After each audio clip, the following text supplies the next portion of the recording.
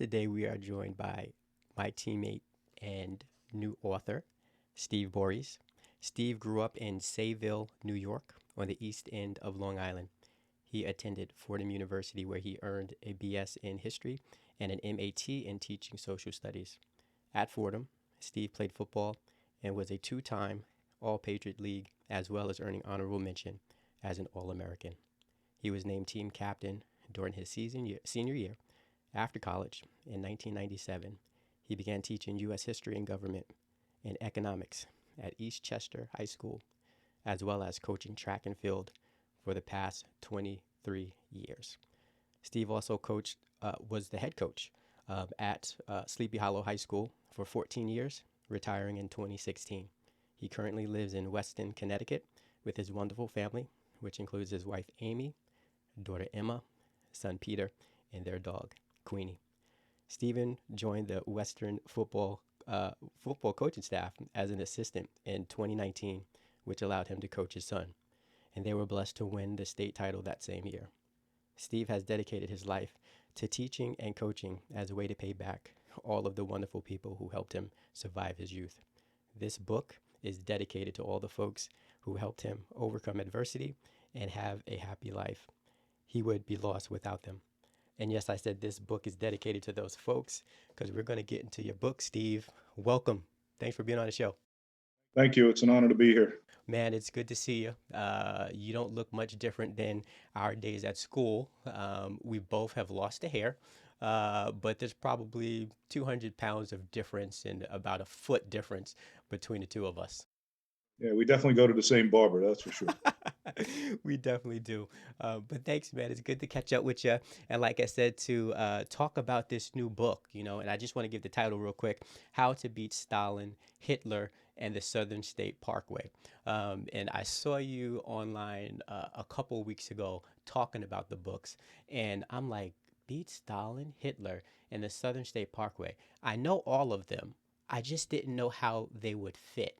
And then I started reading the book, and my eyes just opened with amazement, with gratitude for you doing this book and sharing it with us. So I just wanted to thank you off the bat for taking the time to do this. I appreciate that. That's very kind. Now, the book, right? And we're going to talk about it. And this show is about football and fatherhood and things of that nature.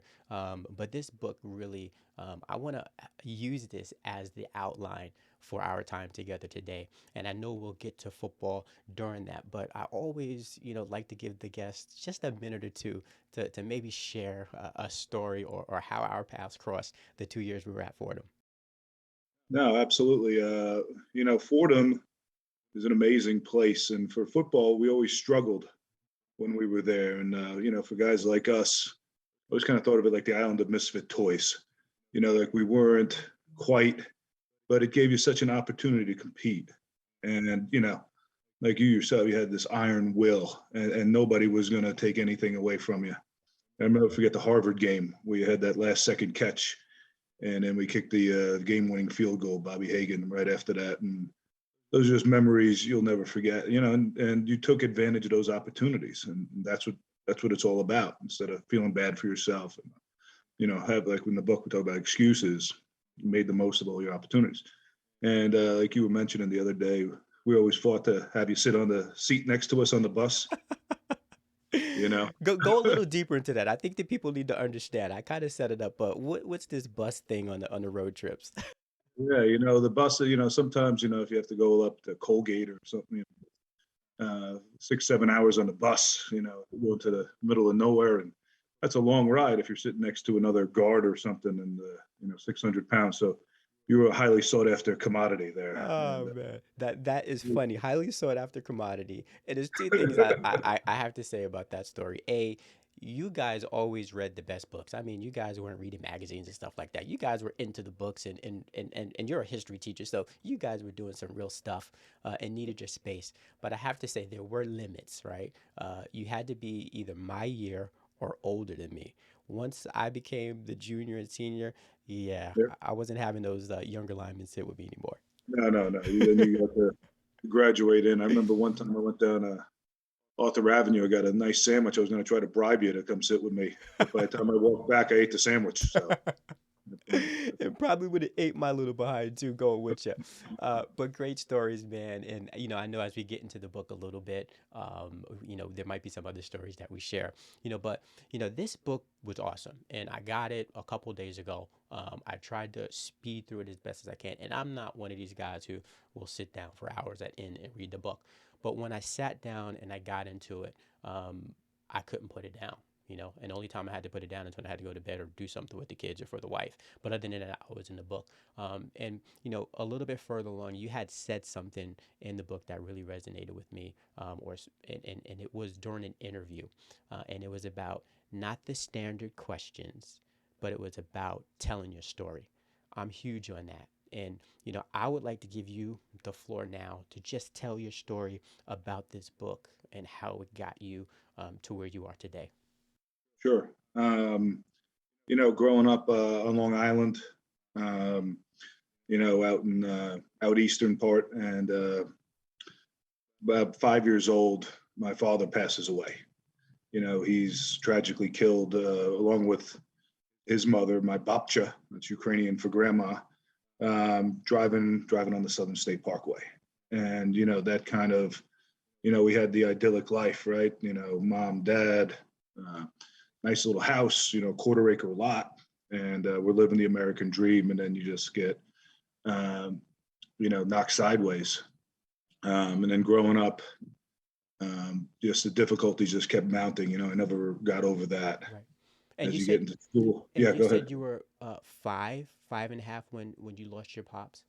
Yeah, Gotcha. yeah. I Gotcha. had a sister. She was about two at the time, Mm-hmm. and as I got into school and started to grow up, um, you know, school was terrible.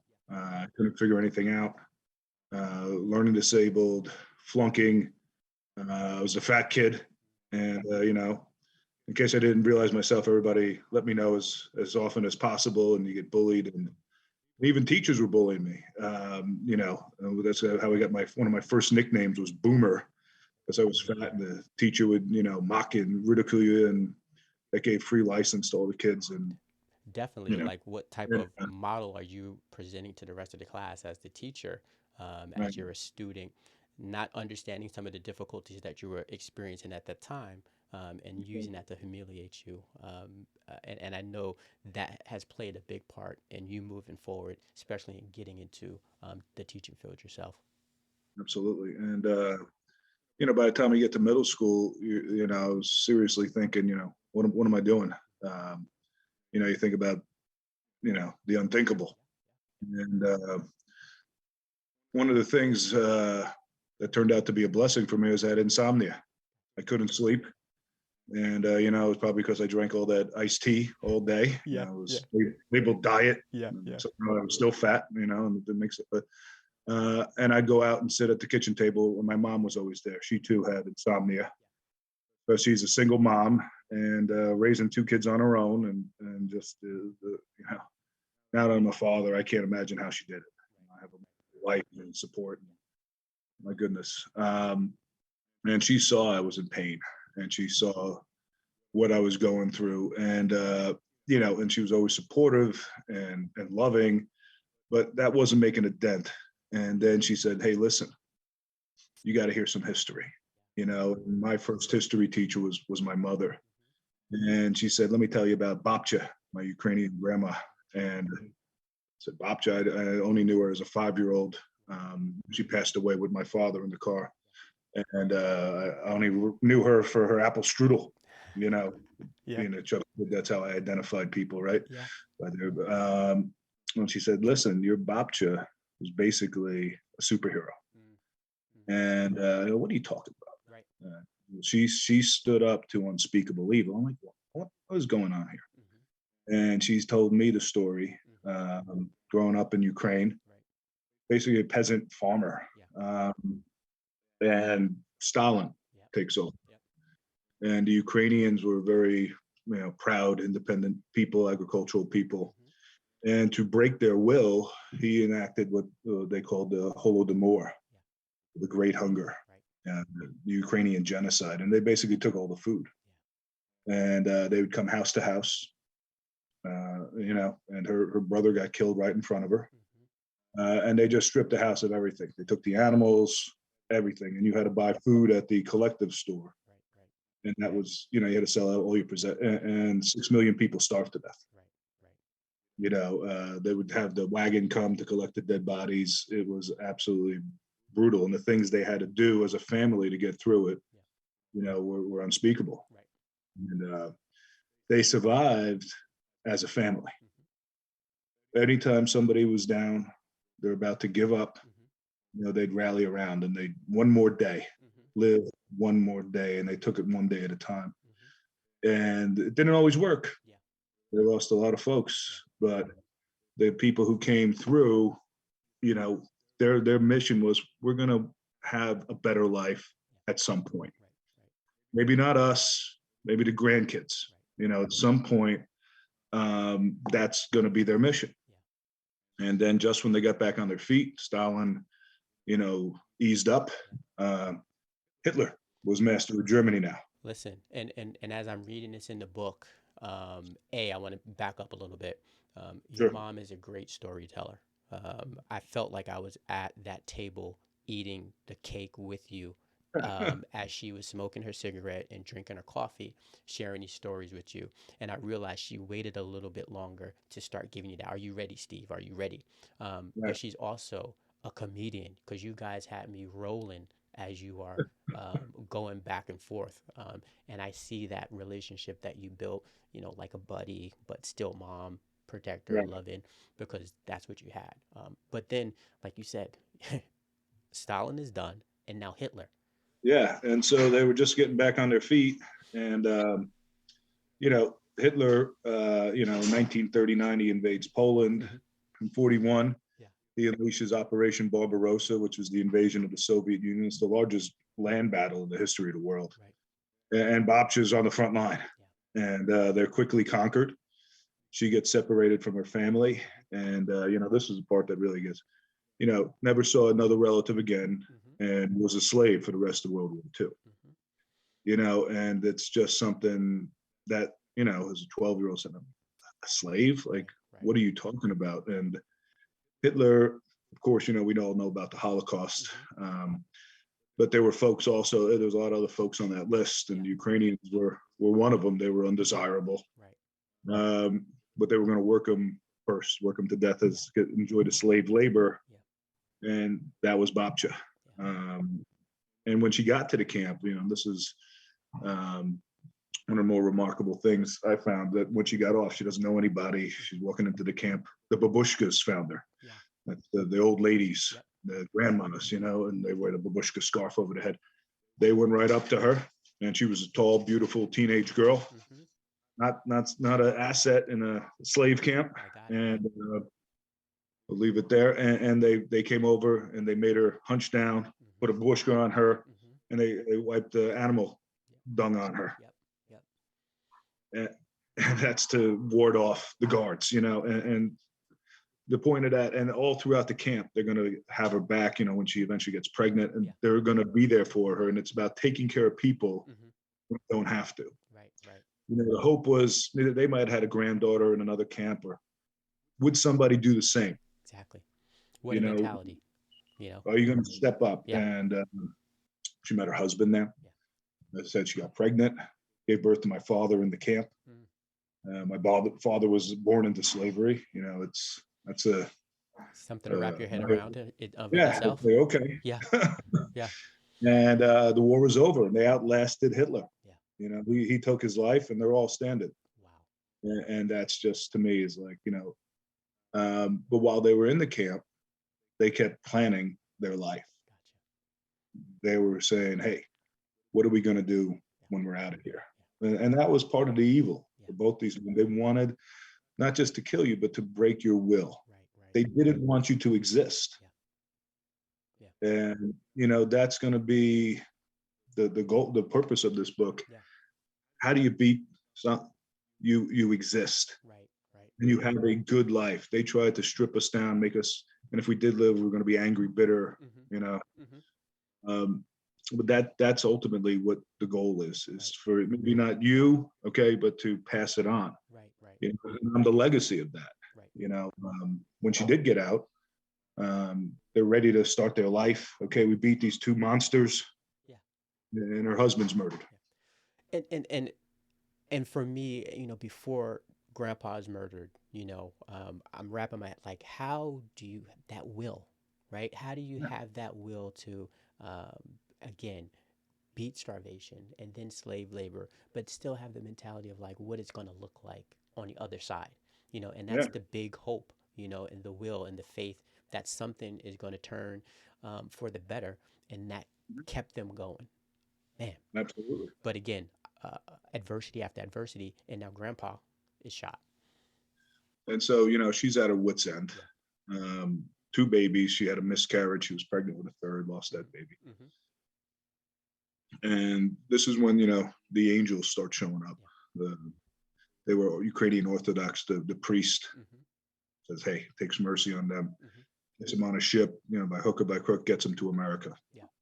And the first night, they couldn't find their contact. They're homeless. They can't speak the language. She spoke like 6 languages. She Yeah. was a brilliant woman. Yeah. Not English yet. Not English yet. Yeah. And, stuffed their clothes with newspaper, Mm-hmm. Mm-hmm. sat them on the bed, pulled them in close, and, they had nothing, Mm-hmm. but it was a great start, Yeah. and she was always grateful for that opportunity. Mm-hmm. So it's like, I look at myself, I complain about this, that, and the other thing. I'm like, there's a woman, two babies sitting on a park bench and is grateful, Yeah. Yeah. and she's going to make the most of that opportunity. Yeah. And, by the time she passes away, Mm-hmm. she owned her own house, Yeah. a small business, Business. had about 4 or 5 dogs, Right. that Right. treated like, gold, and met 4 grandkids. Yeah. And Amazing. she won. Yeah. She won. People, I mean, some of the most unspeakable evil in the world tried to wipe that out. Yeah. Yeah. And Not only did she win, she won, right, for herself, but she's still winning, and that's evident by you being here and sharing a story. And I mentioned to you, I haven't been feeling all that well lately, yes, but reading the book, and I think that was part of why I just couldn't put it down, because it just inspired me so much to keep fighting, James. Live to see yeah, another day. Live to see your daughters get to high school, and so on and so forth. You know what I'm saying? And that was what it gave to me, and I know it will give to others. So, they're in the States. She business and home, and now we're moving a little bit further in the story. right. And that's why I felt I had to read. It's like, it inspired you, right? Just hearing that story. And this is why I did the whole thing. To pay. There's a old expression: you die twice. Mm. You die once, and then when nobody remembers you. Mm-hmm. And my mom and my babcha, they're on the verge of that. Mm. There's not many folks left, and I guess, like you said, the story Mm-hmm. can help. Mm-hmm. Mm-hmm. And I know, especially now, went through COVID, and just some of the things I'm hearing and seeing. I'm like, I think a lot of people need to hear my mom. Yeah. Yeah. She was just such a beautiful person, and like, just was an angel. Yeah. And I think, a lot of people could benefit from a midnight conversation with her. Yeah. I think she could. I'm trying to get choked up here. Yeah, take your time, man. Take your time. And and and you know, and and and, and she's in the book. Those midnight conversations are something that folks can go back, and even though she's speaking to her son, she's really speaking to all of us. Similar yes. messages from my mom, as well, and grandparents. People that really speaking to me. But it's a word that is not good just then, but it's good right now and when you need it. So I really encourage people to pick it up, and really take your time and enjoy it. Um, you know, and so then, the rest of it is okay. Wow. Mm-hmm. Um, if she can do that, maybe being a overweight, learning disabled middle schooler ain't so bad. Right. you know, Right. and it's that inspiration. Hey, let's go. Yeah. Um, but these stories, it's a lovely story, but what are you going to do now? Right. And that's the next part. That's where it gets it to the football. Yeah. Yeah. Because great, we can hear an inspirational speech, and then what do we do? How do I actualize I'm pumped up now. And then my mom got me into football, Yep. because now, okay. And football combined with mom, these stories and the men who I'm going to meet on that field, it's just going to change your life. That's why I've always wanted to coach, and I still coach, and I probably always will coach. Changes lives, Yeah. saves lives. Yeah. And I don't think everybody realizes that. There's been like a pushback on football and all this. They think we're just a bunch of gorillas out there punching each other in the face. Some of that, Sometimes. but it's a much more meaningful, and it just operates on such a higher level. It does. It does. Football has saved my life on a couple of occasions. Very similar to your story, a city kid moving to the suburbs. That was my Yep. story. I moved from Queens, a little further east than you, to Mattatuck. You know what I mean? And it was football that gave me a voice and an opportunity to get to be confident in myself and my new surroundings. So it was amazing, and it helped me a lot more often later on down the line as well. But football wasn't always a good thing for you, especially in the beginning, right? You had to overcome some things.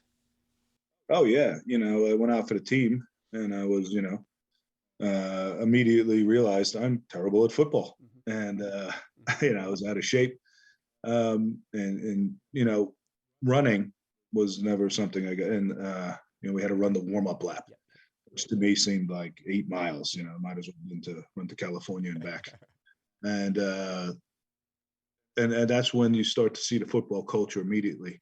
Our captain, this kid Jason, um, instead of like we get in school, make fun of you, but he ran and got me. Yeah. He of course finished in the blink of an eye, and he went back for the chubby kid, and he would drag me across the line, and then the next day in school, hi Steve, another Steve here, and it's just like you're a person, Right. and it gives you that instant family, Yeah. and of course if we had great coaches, and they instilled that, hey, these are your brothers, and that became at Sable High School our slogan, brothers forever. Yeah. So you go from outcast, and whether you're the worst or best player, you were a brother, and wow, Yeah. somebody cares. And again, I was liking Jason to the old ladies. Yeah. Definitely. I couldn't help him. I was like, I wasn't gonna, but it's being a human being, Right. and wrapping your arm around somebody and picking them up when they're down, and it changes the world. Yeah. Changes somebody's entire life. And you would really lean on that, a couple of years later, as you Mhm. become a junior and senior in high school, your world kind of shifted again, right? Right. Yeah. Yeah. And so my mom, as I went through football and I started getting a little bit better, and she was all about goal setting, and she said, okay, you're gonna be a football scholarship, and you're gonna go to a great academic school, and you're gonna have a beautiful girlfriend, and you're gonna live happily. And I'm like, what are you talking about? You must be out of your mind. This is You smoking Steve you're like the talking right about. cigarette? Like the amount, did you screw up the, like, and anybody who would think of this, we're talking about maybe go Ivy League. I failed math in 8th grade, for God's sake. It was just preposterous. Yeah. And she said, well, um, look at Bobcha. That seemed crazy. And it's about goal setting. Okay. And then the right people just start showing up. Right. I had a track coach K, now everybody's got trainers and paying all this money, train you for free. Right. And we had line coach DeLuca, who was just, one of the most amazing men. Yeah. And here's the thing, that mom always said, you can have what you want, or you can have excuses. So all these men, and I had some phenomenal teachers too, like Mrs. Judy. I mean, so it wasn't just the men, it was teachers as well. Right. I had to make that choice to accept the coaching, Yeah. to accept their teaching, and to do the hard work. And I had people come up to me, say to me, when we were at Fordham, the guy say, hey, I could have played college football. And yeah, you could have if you did, lifted 6 days a week and did all this, and and put in the time, Yeah. but you chose not to, Yeah.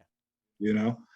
So those opportunities were there, but it's like, you combine all these things, Mm-hmm. and it gives you that chance, Mm-hmm. and it's only a chance. Yeah. Yeah. But that's all you could ever hope for, right? Fighting You chance. That's know? it. And that's what Babcha wanted when she got to America. Just give me a Yeah. chance, and and it worked out. Yeah. Worked out. Definitely did. Uh, the frustrating thing, was right when we were about to this crazy plan was coming together. I was going into my senior year, finishing up junior year, Mm-hmm.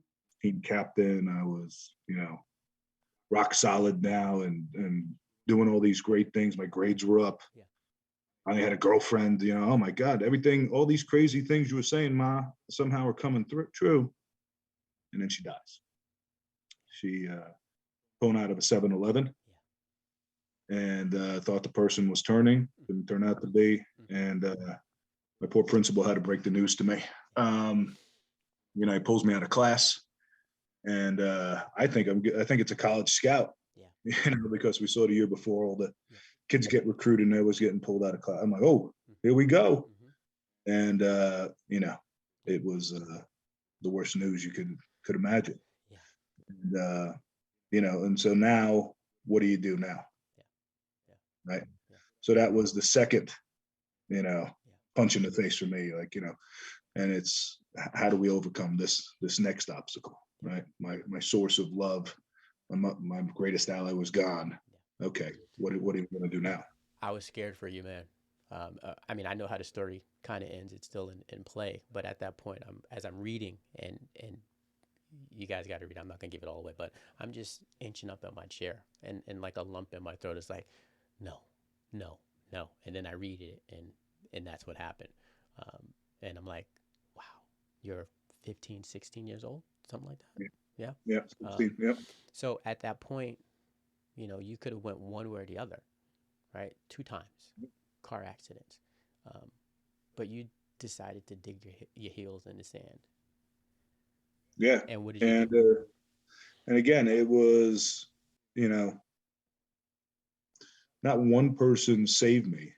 Mm-hmm. It was like, people just came out of the blue, Mm-hmm. from my chemistry teacher, giving me $20 to go to the movies, with a girlfriend, her mother let me take the driving test in the minivan, Yeah. and I crashed the minivan. So that wasn't a good, it was a bad mistake on her part, but, just people showing they care, Yeah.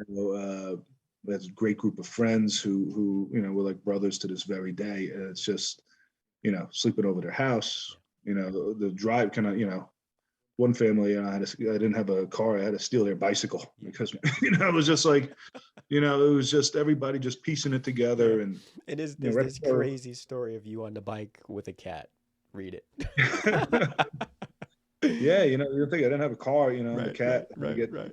we had a cat. It was my sister's cat, which I loved. Yeah, yeah, yeah, The cat got into a fight with a raccoon. I had to yeah. get it to the vet. Ooh, yeah, Couldn't get a ride, yeah. so I'm riding through the street with a bloody cat under my arm, just fun stuff Yeah. like But that. the community Yeah, surrounded you with love, with you know, small acts of kindness and big acts of kindness, and that really helped. so it wasn't just, that slogan we had as a team, brothers forever. Yeah, yeah, That could be a, rah rah mumbo jumbo. It actually worked. They put their money where their mouth was. All those great coaches yeah. Mm-hmm. and the players and the parents. Mm-hmm. It's the community believed in that sort of thing, and not just me and my sister. Yeah, yeah, And they didn't have to do that. And then there were some other folks who could have, maybe should have helped, and they walked away. yeah. Right, right, And and that's hard. You have to forgive those folks, right. and they're and that's what you also have to rest. Not everybody's in a position to help. Yeah, yeah. You don't know what's going on in their life. Exactly. You don't know what's eating at them, and the demons that are coming after them. Mm-hmm. So it's you might say, hey, what's that about? You have to try to find a way to forgive and understand. And was that something that you were able to do at a young age, or did it take some time, a little bit more of a living life to say, yeah, Yeah, think it happened last week. Last week. No, No. And I say that no, because not no, kidding. But like, it's hard. yeah, It's yeah. it's hard. No, I mean, Uh, you just reminded me of a story, of me, like what you just said. Everyone is not in an opportunity to help you because you don't know what they're going through. And sometimes the best thing they can do is allow someone else to help, right. and I've experienced that in my life, at really, really personal levels.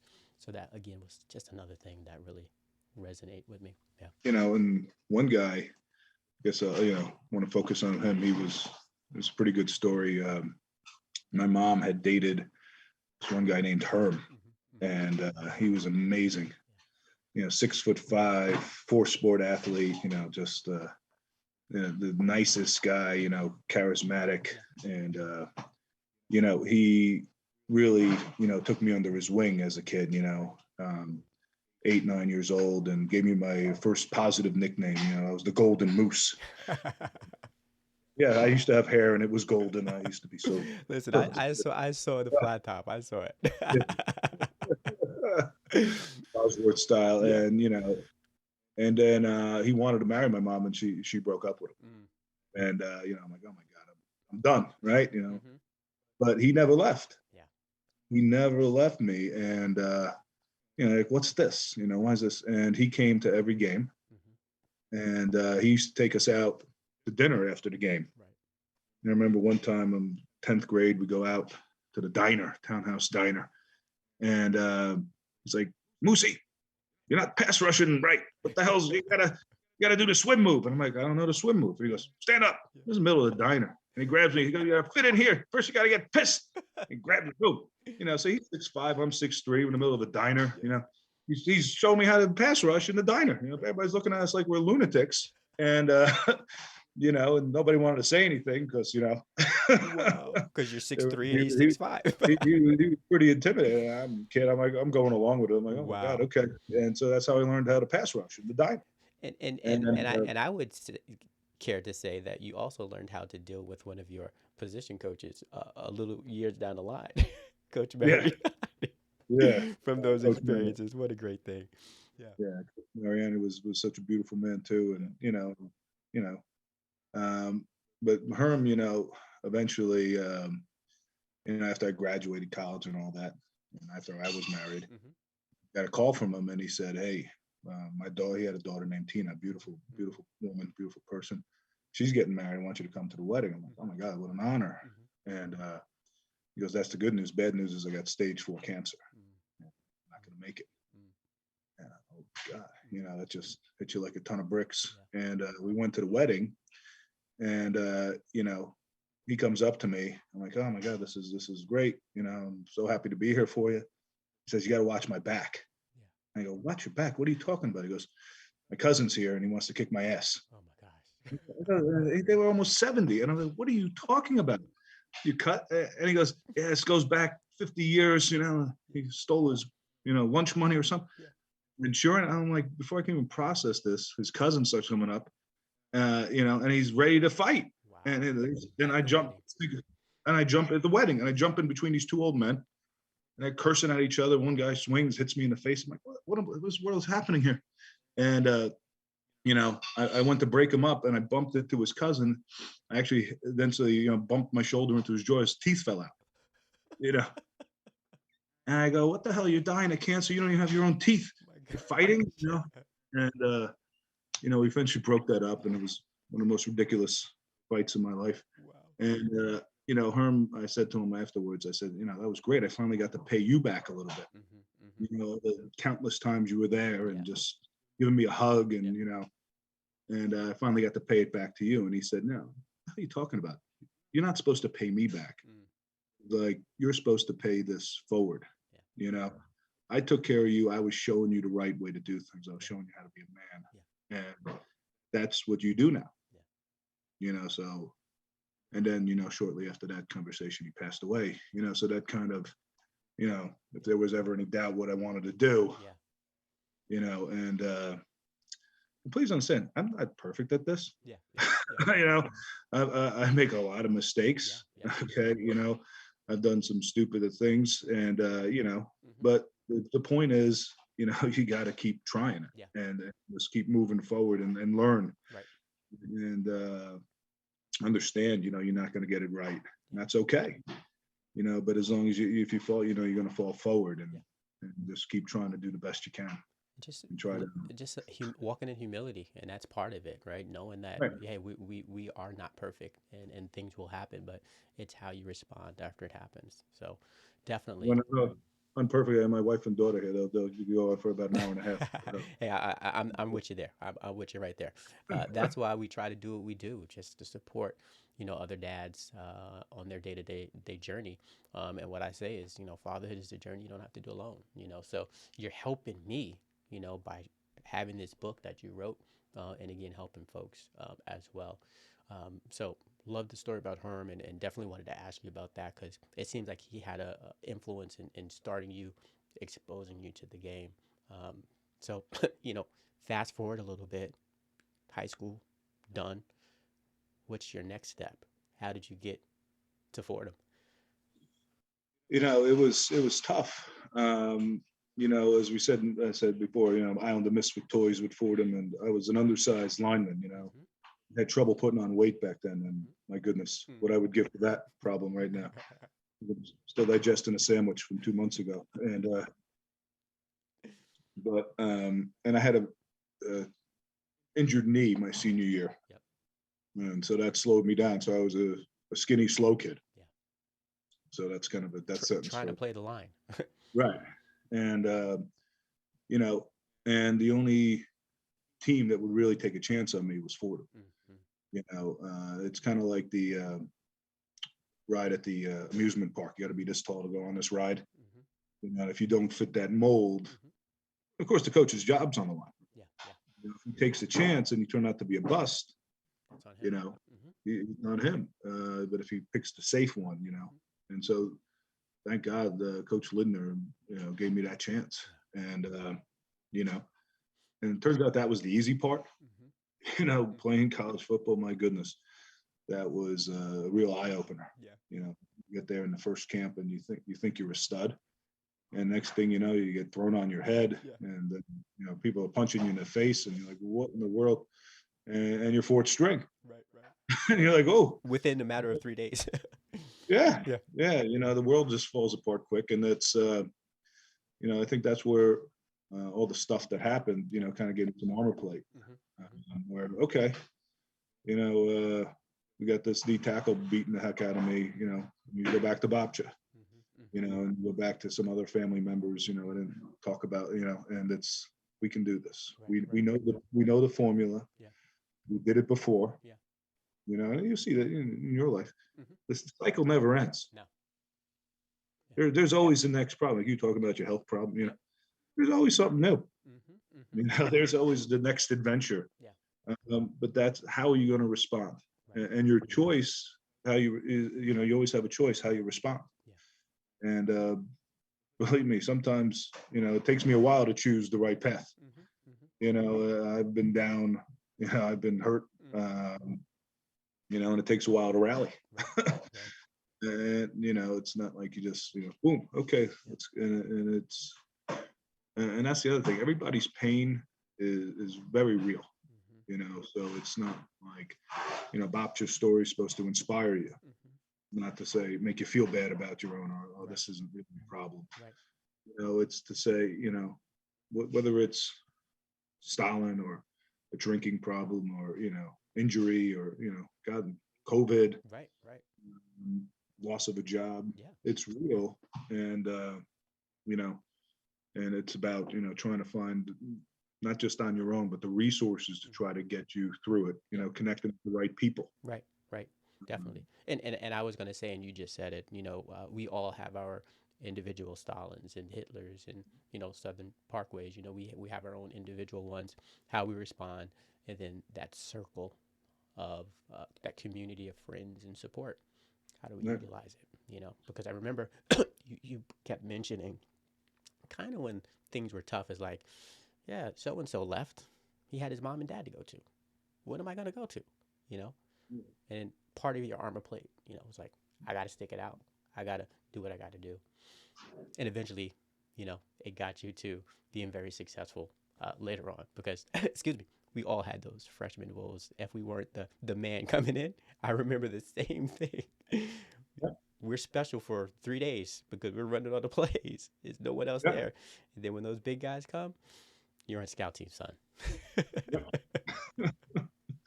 Happens real quick. Yeah, Happens yeah, real quick. yeah.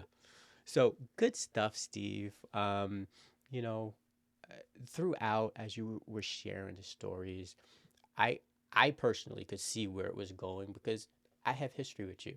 You know, I know you, and I'm like, now I see why he walked the way he walked, why he talked the way he talked, and did the things that he did. And you just made it very crystal clear for me in my understanding, and even greater appreciation for you. You know, you've always treated this little guy well. You know, when sitting on a bus, hey, still give me a little room. But, my bodyguards, the greatest of respect for what I did and the greatest appreciation for what you guys did as offensive linemen. I remember reading something in here over 400 dropbacks, I think, for Joe, 6 sacks. That's a heck Right. of a, that's successful. So, Yeah, and it's a credit. And I think I don't want to focus in on your size. I want to focus in on your heart. yeah, Just doing this podcast and it is a true blessing. yeah. Thank I love the name of it, a dad's thing. Too often dads get isolated you.